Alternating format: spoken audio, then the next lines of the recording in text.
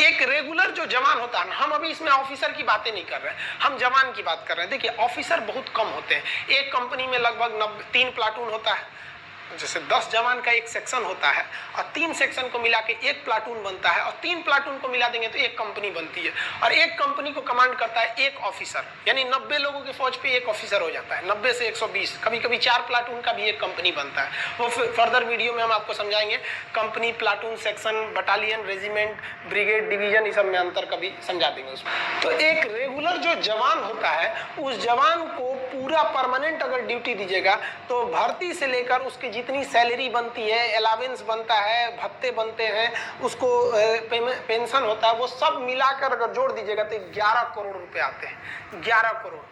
और अगर यही जवान अगर हम टूर ऑफ ड्यूटी के तहत लेते हैं तो 3 साल का है, तो 3 साल में आप उसको कितना अलावेंस दे दीजिएगा, कितना खर्चा कीजिएगा, अब पेंशन का तो बवाले नहीं है, तो टोटल 90 लाख खर्च आएगा। तो हम यहाँ कैलकुलेशन इजी करने के लिए 1 करोड़ लिख दिए, मान के चलिए 1 करोड़ आएगा। तो सोचिए जो रेगुलर जवान है वो 11 करोड़ और जो टूर ऑफ ड्यूटी पे आ रहा है 1 करोड़, यानी एक जवान पर कितना बचेगा, हमको 10 करोड़ बचेगा।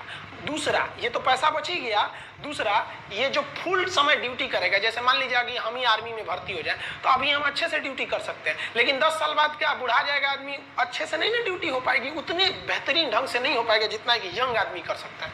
तो इससे डबल फायदा टूर ऑफ ड्यूटी से, एक जवान के पीछे 10 करोड़ बच गया और सेना पूरी तरह जवान है, एकदम यंग है, समझ में आया कि नहीं।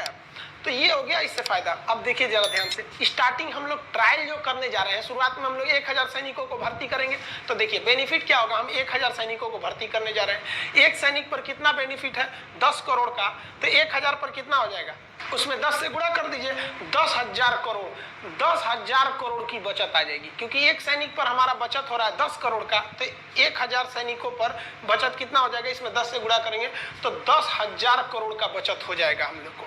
अब इस बचत से 10,000 करोड़ से हम आधुनिक हथियार खरीद सकते हैं, आर्टिलरी खरीद सकते हैं, हेलीकॉप्टर खरीद सकते हैं। आप खुद सोचिए ना, 126 राफेल जहाजों की जरूरत थी, आ कितना रहा है, केवल 36, यानी 90 जहाज अभी कम आए हैं। अब सोचिए हमारे यहाँ पे तो पैसे, हथियार पे पैसे कम खर्च होते हैं और अपनी की टेक्नोलॉजी उतनी आगे नहीं है जितना होना चाहिए। सेना के क्षेत्र में हम मतलब सेना में जो हथियार बनाना है तो उसमें हम लोग उतना मतलब संतोषजनक विकास नहीं कर पाए। मिसाइल टेक्नोलॉजी हम लोग की आगे है, लेकिन जो हेलीकॉप्टर एविएशन सेक्टर है उसमें बहुत संतोषजनक विकास नहीं हुआ है। अब आप ऐसे अंदाजा लगाइए, 1 रैंक 1 पेंशन जब आया था तो आपको पता होगा ये क्या है 1 रैंक 1 पेंशन, मतलब क्या है समझिए ध्यान से, कि जिस तरह से लोगों की सैलरी बढ़ती है, जैसे जो दरोगा 2010 में था या जो 1995 में दरोगा की जो सैलरी थी, क्या 2020 में वही सैलरी है, नहीं ना, सैलरी बढ़ रही है। तो 1 रैंक 1 पेंशन में क्या करना है कि भैया जब सैलरी बढ़ रही है ना तो पेंशन भी बढ़ाइए, यानी जो आदमी, जो सिपाही 2020 में रिटायर हो रहा है उसका पेंशन जितना है उतना ही पेंशन उस सिपाही का भी होना चाहिए जो 2002 में रिटायर हो गया और अभी तक जिंदा है, मतलब मान लीजिए जीवित है।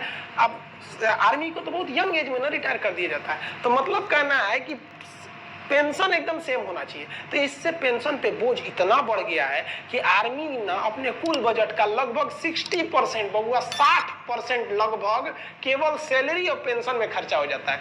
यानी जो आर्मी को पैसे मिलते हैं उस पैसे का 60% सैलरी या पेंशन में खत्म हो जाता है, बाकी में आपका डीजल का खर्चा है, ये वगैरह वगैरह खर्चे हैं, तो बहुत कम खर्च हो पाते हैं हम लोग का। अब ऐसे समझिए ध्यान से, हमारी आर्मी को टोटल 2.5 लाख करोड़ रुपए मिलते हैं साल में, कि भैया इस 2.5 लाख करोड़ में आपको जो करना है करिए।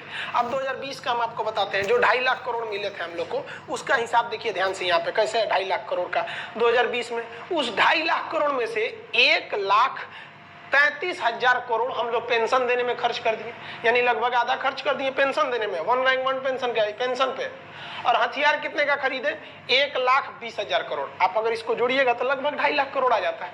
तो ये हमारा 2.5 लाख करोड़ का हिसाब है, आधा निकल गया पेंशन सैलरी देने में, अब बाकी बचा। अब खुद सोचिए ना, पेंशन वगैरह का जो हमारा खर्चा है पेंशन का, उससे कम खर्चा है हमारे हथियार का।